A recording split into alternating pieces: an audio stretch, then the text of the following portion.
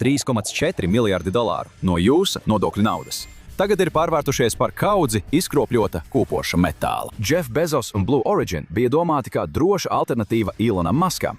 Tagad tas ir kļuvis par vienīgo vājuma punktu Artemis programmā. Bezosa ambīcijas tagad faktiski ir apturējušas NASA ceļu atpakaļ uz mēnesi, vismaz līdz 2028. gadam. Taču sprādziens nebija īstā problēma. 2026. gada 11. aprīlī visas pasaules skatījās, kā Artemis 2 apkalpe veica aplidojumu ap mēnesi un atgriezās uz Zemes. Sabiedrība aizturēja elpu, kad visi 4 apkalpes locekļi droši izkāpa no kosmosa kuģa. ASV kosmosa programma bija atgriezusies, un tagad cilvēki atkal raudzījās uz zvaigznēm. Mēnesis tagad bija sasniedzams mērķis. Tikai 2 mēnešus vēlāk šis mērķis ir izkūpējis gaisā. Burtiski Artemis 3 reiz tika uzskatīta par nākamo milzīgo soli šajā programmā. Tagad tas ir pazemināts līdz cilvēku nolaišanās sistēmas pārbaudei, kā arī izmēģinājumu lidojumiem SpaceX un Blue Origin. Uzmanība tiks pievērsta satikšanās un dokēšanas tehnoloģiju pierādīšanai, lai nodrošinātu astronautu drošību, kā arī jauna skafandra, kas paredzēts mēnesis virsmai, izmēģināšanai reālos apstākļos. Tas cieši līdzinās Apollo 9 misijai 1960. gados, kas bija viena no pēdējām izmēģinājuma misijām pirms nolaišanās uz mēnesi. Taču atšķirībā no Apollo 9 joprojām nav skaidra grafika tam, kas sekos tālāk. Un tas viss ir pateicoties vienam cilvēkam. Jeffa Bezosa Blue Origin bija viens no pirmajiem privāto kosmosa lidojumu pionieriem, kas tika dibināts 2000. gadā, kad NASA dominants sāka mazināties. Bezos saskatīja iespēju un sagatavoja uzņēmumu nākamajai kosmosa ceļojuma ērai, lai gan pirmajos 5 gados uzņēmumam bija ļoti maz aktivitāšu. Taču 2006. gadā tas palaida savu pirmo izmēģinājumu aparātu no Teksasas palaišanas vietas, un tas sasniedza 285 pēdu augstumu. Blue Origin kļuva galvenokārt pazīstams ar kosmosa turismu, piedāvājot suborbitālos lidojumus slavenībām un uzņēmējiem par augstām biļešu cenām. Kritizētāji jokoja, ka tas nav kosmosa lidojums, bet gan pārspīlēts atrakciju parka brīvā kritiena tornis. Taču aiz šīs izsmiešanas uzņēmums būvēja nopietnu tehniku, ko atbalstīja gandrīz neierobežots finansējums no Jeffa Bezosa paša. Drīz valdība piešķīra $3,4 miljardu līgumu par Artemis 5 mēnesi nolaižamo aparātu. Šis kuģis būs pirmais ar apkalpi aprīkotais lidojums, kas nolaidīsies uz mēnesi kopš 1970. gadiem. Tas bija iespaidīgs līgums jaunpienācējam, bet vai tas spēs izpildīt solīto? Blue Origin valdības līguma noslēgšanas brīdī nebija nevienas veiksmīgas orbitālās misijas. Taču 2025. gada janvārī uzņēmums veica savu pirmo veiksmīgo palaišanu. Tam sekoja vēl viena misija tajā pašā gada novembrī, šoreiz pārvadājot NASA bezpilota krāvu. Šķiet, ka virzās pareizajā virzienā, un NASA bija gatava palielināt savas investīcijas uzņēmumā. Jeffs Bezos šķita stabila, uzticama izvēle, taču NASA iespējams bija sevi nostādījusi sarežģītā situācijā. Aģentūra ir ieguldījusi lielus līdzekļus Blue Origin un tās New Glenn prototipā. Ja tas sastopas ar šķērsli, arī NASA nonāk grūtībās.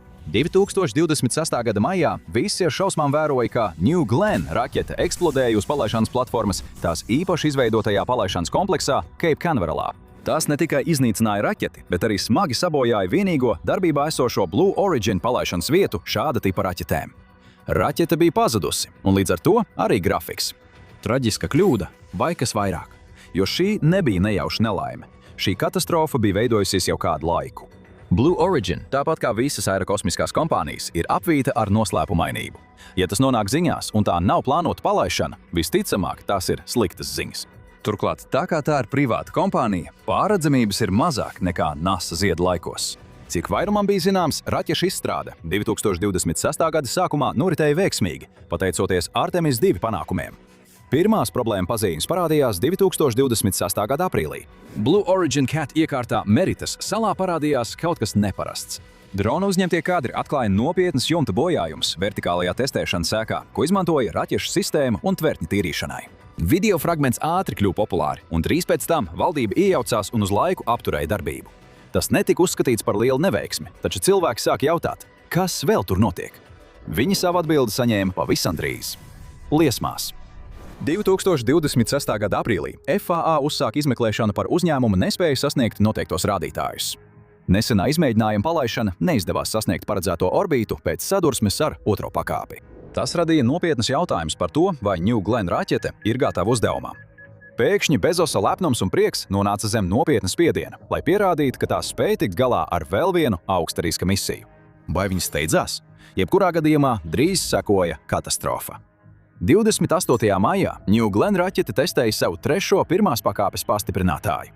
Statiskās iedarbināšanas tests bija viena no daudzajām palaišanas uzticamības pārbaudēm, kas paredzētas, lai pakļautu raķeti tādam ekstrēmam spiedienam, kādu tā izjutīs palaišanas brīdī. Šī pārbaude atklāja postošu ievainojamību. Pastiprinātājs eksplodēja, radot, kā tika teikts, visspēcīgāko raķetes sprādzienu kopš padomju N1 raķetes uzsprāgšanas 1969. gadā. Tas ne tikai iznīcināja pastiprinātāju, bet arī pilnībā sagrāva raķeti, iznīcinot pirmo pakāpi un izraisot ķēdes reakciju, kas iznīcināja otro pakāpi. Tas paņēma līdzi arī platformu. Sprādziens bija tik spēcīgs, ka tas izpostīja palaišanas kompleksu 36, kas ir īpaši Blue Origin paredzētā New Glenn palaišanas bāze. Pateicoties ātrai rīcībai, neviens uz zemes necieta un netika nogalināts, taču tas bija milzīgs trieciens raķetei, varbūt pat visai kosmosa programmai kopumā. NASA uzskatīja šo uzņēmumu par uzticamu partneri, taču arvien vairāk cilvēku sāk spekulēt, ka Blue Origin būtībā varētu būt tikai blefs, kas sola vairāk nekā spēj piegādāt. Tas nebija tikai raķetes izgāšanās. Tas iznīcināja infrastruktūru, kas bija nepieciešama nākotnes raķešu palaišanai. Pēkšņi viss palaišanas grafiks tika izjaukts, un visi tieši vainoja Jeffu Bezosu. Uzņēmums vienmēr bija apgalvojis, ka strādā pēc lēnas, metodiskas inženierijas principa, rūpīgi pārbaudot katru soli 2 un 3. Taču tagad izskatījās, ka apzīmējums lēns bija trāpīgs, bet metodisks netik ļoti.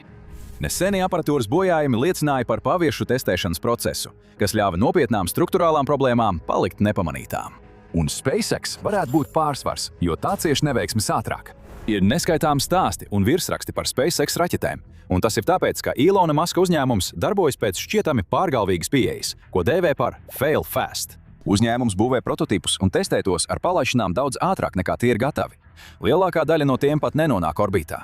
Taču uzņēmums mācās no neveiksmēm un pārbūvē stiprāk un ātrāk. Šīs katastrofas rada sliktu sabiedrisko attiecību tēlu uzņēmumam, taču patiesībā tas apzināti rēķinās ar neveiksmēm, nevis cieš no plānošanas trūkuma. Tikmēr Blue Origin cenšas vairāk saglabāt savu publisko tēlu. Tāpēc, kad tas cieš neveiksmi, tā ir smaga neveiksme.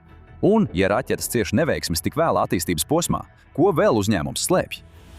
Blue Origin programmas centrā ir BE4 dzinējs, kas pazīstams arī kā Blue Engine 4. Šis patentētais dzinējs ir šķidrās degvielas raķešu dzinējs, kas izmanto sašķidrinātas metāna degvielu un pakāpeniskas sadegšanas ciklu, lai radītu vienu no jaudīgākajiem startiem, kas pieejami. Sākotnēji tas tika izstrādāts tieši Blue Origin jaunajai New Glenn raķetei. Taču testēšanas laikā tas uzrādīja tik labus rezultātus, ka 2014. gadā to izvēlējās arī United Launch Alliance savai nākamās paaudzes programmai. Liela daļa BE4 testēšanas kopš tā laika ir bijusi saistīta ar ULA Vulcan raķetes izstrādi, un tas iespējams ir radījis lielāko problēmu. Lai gan BE4 tiek uzskatīts par vienu no uzņēmuma lielākajiem sasniegumiem, tā izstrādes cikls bija ļoti ilgs. No izveides līdz palaišanai pagāja 13 gadi, līdz tas bija gatavs lidojumā. Salīdzinājumam, SpaceX Raptor dzinējam bija nepieciešami tikai 7 gadi, lai sasniegtu zvaigznes. Tas viss ir daļa no Blue Origin darbības stila. Tas iegūst atbalstītājs ar augstas kvalitātes produktiem, kuru ražošana bieži ir dārga, materiālus ir grūti iegūt un pastāv risks, ka viena neveiksme var aizkavēt visu projektu. BE4 dzinējs ir piedzīvojis ievērojamas aizkavēšanās vairāku izstrādes un inženiertehnisku problēmu dēļ sākotnējā posmā, no kurām daudzas bija saistītas ar pārkaršanu. Šāda veida problēmas ir diezgan izplatītas augstas jaudas degšanas sistēmās, taču BE4 dzinēja sarežģītība ievieš daudz potenciālu kļūmes punktu. Tas arī paļaujas uz lielu daudzumu metāna un šķidrā skābekļa, lai ierosinātu reakciju. Un katram no tiem ir sava piegādes ķēde, kas var palēnināt ražošanu. Tāpēc pat nelielas aizkavēšanās degvielas vai komponentu piegādē var ietekmēt visu ražošanas procesu. Tas nozīmē, ka jebkura kļūme var radīt lielas sekas. Pašlaik ir liels pieprasījums pēc BB4 dzinējiem, jo katrai vulkāna raķetei ir nepieciešami 2 BB4 dzinēji. Savukārt New Glenn raķetei ir nepieciešami 7 dzinēji, un visi tie tika zaudēti nesenajā sprādzienā. Dzinējs tiek ražots Alabāmā, un ražošanu nav viegli palielināt, lai sāktu pēkšņu deficītu. Tā kā Blue Origin ir līgumi arī ar ULA, tai vispirms ir jādod priekšroka ārējiem pasūtījumiem, pirms tā var pievērsties savu raķešu aizvietošanai. Tas rada sastrēgumu, kas varētu vēl vairāk aizkavēt jau tā atliktās misijas. Un tas apdraud visu ASV kosmosa industriju. Blue Origin prasība pēc visaugstākās kvalitātes ir atstājusi to sarežģītas piegādes ķēdes varā. Kļūdām gandrīz nav vietas, un pašreizējā situācija, kurā tā atrodas, varētu kļūt vēl sliktāka, jo konkurenti un partneri steidzas uz priekšu. Tas viss rada vēl lielāku spiedienu uz Blue Origin, lai tā atkal paceltu savu modernāko kuģi gaisā. Tātad, ar tik daudzām problēmām, kā tā vispār iegūs šo NASA līgumu? Jeffs Bezos šobrīd varbūt ir labās attiecībās ar NASA, taču tā nebija vienmēr. 2021. gadā Bezos iesūdzēja valdību tiesā, iesaistoties juridiskā cīņā ar ASV valdības atbildības biroju. Viņš apgalvoja, ka NASA ir netaisnīgi devusi priekšroku SpaceX, piešķirot Ilona Maska uzņēmumam lielu līgumu par nolaišanos uz Mēnesi. Šo sūdzību iesniedza kopā ar aviokosmisko uzņēmumu Dynetics, taču birojs nolēma, ka NASA izvērtēšanas process bija taisnīgs un ka tai bija visas tiesības izvēlēties SpaceX. Tā bija neveiksme Bezosam, un viņam vajadzēja ātri atgūties. SpaceX līgums bija viens no ienesīgākajiem vēsturē. Tā vērtība bija $2,9 miljārdi. Analītiķi sākotnēji gaidīja, ka NASA piešķirs līgumu 2 dažādiem uzņēmumiem. Taču zemāks nekā gaidīts finansējums kosmosa programmai nozīmēja, ka NASA bija jāizdara smaga izvēle. Blue Origin palika zaudētājos. Tā bija pirmā pazīme, ka Blue Origin zaudē inženiertehnisko sacensību. Šajā brīdī sabiedrība SpaceX uzticējās mazāk, galvenokārt Ilona Maska pretrunīgās personības dēļ. Taču uzņēmumam bija pieredze projektus īstenot ar mazākiem izdevumiem un ātrāk nekā plānots. Ja Jeffs Bezos nevarēja uzvarēt inženiertehniskajā karā, viņš uzvarētu lobēšanas karā. Jeffa Bezosa pašreizējā tīrā vērtība ir aptuveni $254 miljārdi, galvenokārt pateicoties 8,2% akciju daļai uzņēmumā Amazon. Tas nozīmē, ka milzīgi izdevumi viņam ir tikai noapaļošanas kļūda, un šis tehnoloģiju plutokrāts nekautrējas tērēt naudu, kad viņš vēlas uzvarēt. Blue Origin ir projekts, kuru viņš uzskata par iespējamu ceļu no veiksmīga uzņēmēja līdz vēsturiskai leģendai. Lai nodrošinātu, ka viņš iegūst šo pārmaiņu, viņš vien uzņēmuma lobēšanai tērēja ap $2 miljoniem, un pēc lielā 2021. gada līguma zaudēšanas viņš šo summu vēl palielināja. Tas drīz vien atmaksājās. Bezos īpaši mērķēja uz NASA cilvēku nolaišanās sistēmas budžeta pozīcijām, kas ir viena no precīzākajām un svarīgākajām sistēmām apdzīvotai nolaišanās uz Mēnesi. Taču pēc tam, kad SpaceX 2021. gadā ieguva savu līgumu, šķita, ka naudas plūsma tika pārtraukta. Izņemot to, ka Bezos iesniegtās prasības pret NASA dēļ darbs pie SpaceX līguma būtībā tika apturēts uz 7 mēnešiem, kas projektu aizkavēja. Tas nozīmē, ka, lai saglabātu kosmosa programmas grafiku, NASA bija nepieciešama rezerves iespēja, kas varētu nekavējoties sākt darbu.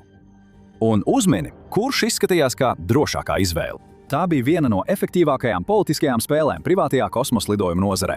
Zaudējot lielu līgumu, Blue Origin vienkārši nepadevās. Tā apstrīdēja šo lēmumu juridiskā ceļā, palēninot daļu procesa, kamēr strīds tika risināts. Tajā pašā laikā tā pastiprināja savas lobēšanas aktivitātes, uzsvarot, ka joprojām ir spēcīgāks ilgtermiņa partneris valdības misijām. Tas nostrādāja. Blue Origin tika piešķirti $3,4 miljārdi rezerves Mēnesi nolaišanās moduļa izveidei. Tas bija lielāks līgums nekā tā tiešiem konkurentam. Blue Origin būtībā nopirka sev vietu kosmosa sacensībās, un tagad tai bija jāparāda rezultāts. Kad sāk ar tik lielām investīcijām, kļūdām gandrīz nav vietas. No Blue Origin tika sagaidīts, ka tās sasniegs rezultātus un to izdarīs ļoti ātri. Acīm redzot, tas nav noticis. Projekts jau bija iekavējies, kad 2026. gada katastrofa notika un palēnināja progresu gandrīz līdz apstāšanās brīdim. NASA OIG nodaļa, ģenerāla inspektora birojs, kas uzrauga programmas budžetu un līdzekļu piešķiršanu, savā 2026. gada ziņojumā rūpīgi izpētīja sekas. Secinājumi nebija iepriecinoši. Blue Origin nenes NASA pēļņu.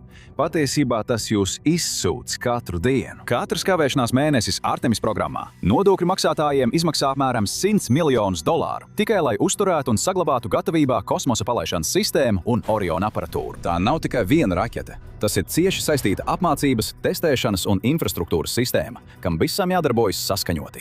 Ja kāda daļa apstājas, viss pārējais turpina darboties fonā, visu laiku tērējot naudu. Un tas viss sākas ar palaišanas sistēmu. Tieši to vietu, kur Blue Origin viss noiet greizi. Vai tā spēs atgūties, vai arī Ilons Masks uzvarēs kosmosa sacensībās? SpaceX varbūt ir vairāk neveiksmju, bet Blue Origin neveiksmes tiek uzskatītas par daudz postošākām. Šobrīd Blue Origin reputācijas nākotne lielā mērā būs atkarīga no tā, cik ātri uzņēmums spēs atkal atsākt darbību. Federālajai valdībai daži $100 miljonu nav liela problēma. Bet, ja kavēšanās turpināsies un Blue Origin nerādīs gaidīto progresu, pacietība var izsīkt. Kā tad viss varēja noiet tik greizi? Kā uzņēmums ar neierobežotiem finanšu līdzekļiem, milzīgu darbinieku skaitu un inovāciju vēsturi varēja nonākt šādā situācijā? Amazon kļuva par tādu milzi, kāds tas ir šodien, izveidojot labāku risinājumu nekā konkurenti.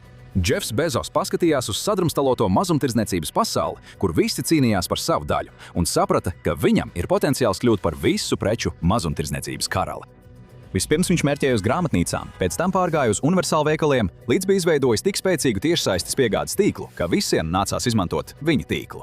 Tagad tas ir apvienots ar mēdīju tīklu un abonēšanas pakalpojumu, kas ir tik visaptverošs, ka tam nav pat neviena tuva konkurenta. Tieši šāda lēna, metodiska dominance padara Amazon tik veiksmīgu. Bet vai tas attiecas arī uz kosmosu nozari? Izskatās, ka nē. Ironiski šajā sacensībā uz mēnesi šķiet, ka Jeffs Bezos ir tas, kurš pieiet lietām no vecās skolas skatpunktā. Kamēr SpaceX ar prieku spridzina raķetes un mācās no atlūzām, Blue Origin ņem par paraugu spēcīgos 1970. gadu aviācijas un kosmosa uzņēmumus, kas nodrošināja NASA ar tās raķetēm.